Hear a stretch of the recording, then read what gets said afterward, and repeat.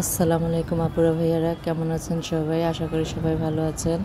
তো আপুরা ভাইয়ারা, আমার ভাইয়ের আজকে অপারেশন। আমরা সকাল সকালই এই হসপিটাল চলে আসছি। এটা হচ্ছে সিনসিন জাপান হসপিটাল।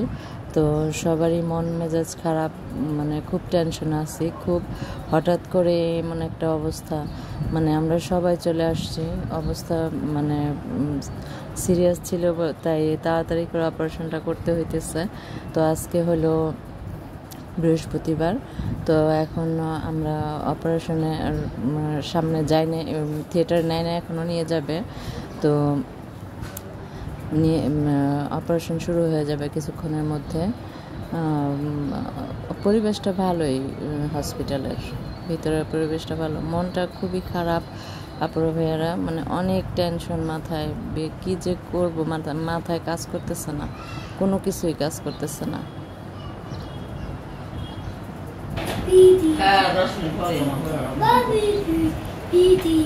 অ্যানেস্থেশিয়া মনে দিয়া ফেলাইছে।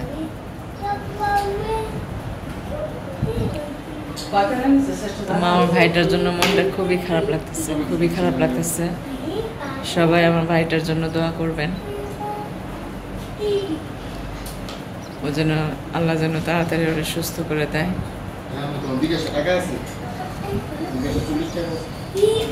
আমরা এখন ক্যাবিনের ভিতরে, আমরা সবাই অপেক্ষা করতেছি। সবাই আসছে এখানে। না, তোর মোবাইলে জায়গা নেই। হ্যাঁ,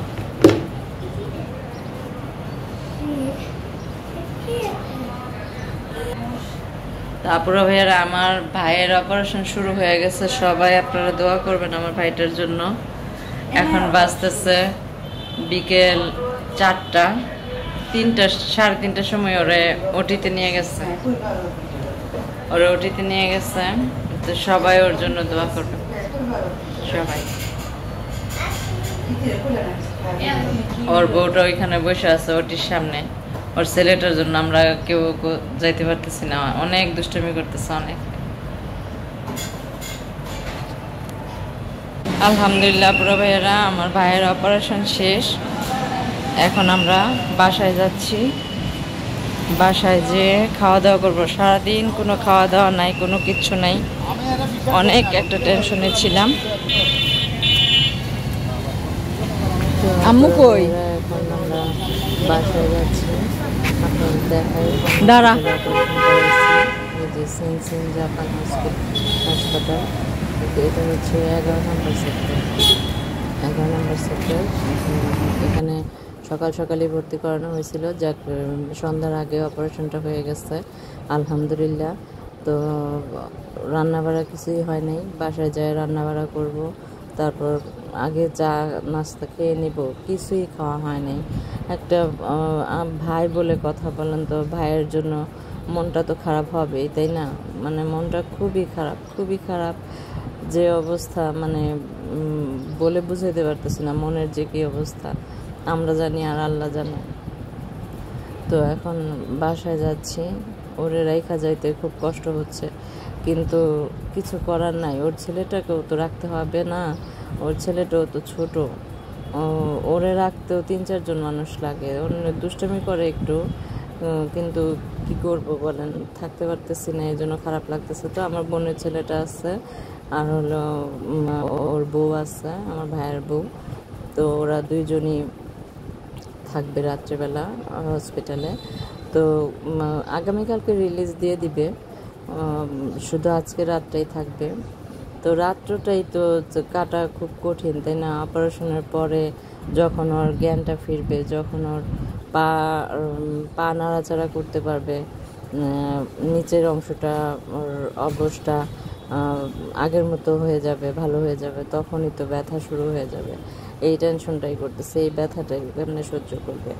ভাইয়ের কষ্ট হলে তো বোনের খারাপ লাগবেই, তাই না? খুব খারাপ লাগতেছে, খুব। এটা মনে হলে এই ভিতরটা কেমন মোচড় দিয়ে উঠে। তো আপনাদের সাথে বলতেছি, বিষয়টা শেয়ার করতেছি, খুবই খারাপ লাগতেছে। এখন ইচ্ছে ছিল থাকার, কিন্তু ওরে বেডে কেবিনে দিতেও প্রায় রাত্রে 12টা, 12:30, 1টা বাজবে। তো এই পর্যন্ত ওর ছেলেরে নিয়ে থাকাও সম্ভব না, অনেক দুষ্টুমি করে, একটা রুমের মধ্যেও থাকতে চায় না। তো এখন ওরে নিয়েই বাসায় যাচ্ছি আমরা। ওখানে আমার বোনের ছেলে আর আমার ভাইয়ের বউ আছে, ওরাই থাকবে। আর ওষুধ টষুধ সবই কেনা হয়েছে, আর যা যা লাগে তা আমার বোনের ছেলে আছে, ওই করে দেবে। তো আমরা এখন বাসায় চলে আসছি কথা বলতে বলতে। তারপরে ভাইয়ারা এখন রান্না করব বাঙালির সোজা খাবার, ডিম আর ডাল। এখানে যে 3টা ডিম নিয়ে নিচ্ছি, ডিম রান্না করবো, এর জন্য পেঁয়াজ কেটে রাখছি। তো ডিমটা রান্না করার জন্য আমি ডিমটাকে আগে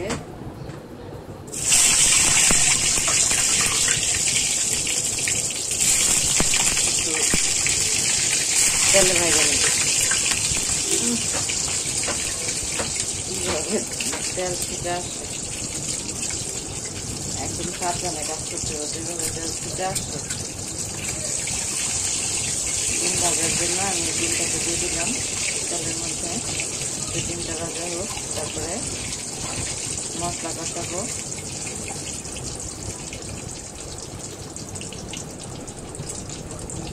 একদম বাঙালি খাবার, ডিম আর ডাল, সোজা খাবার। কি করবো বল, মন মেজাজ ভালো না।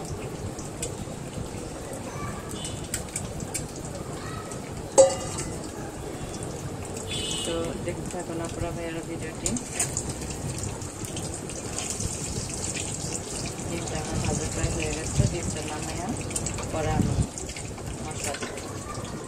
তারপরে ভাইয়ারা দেখুন আমার মশলাটা কত সুন্দর কষে গেছে ডিম ভুনার জন্য।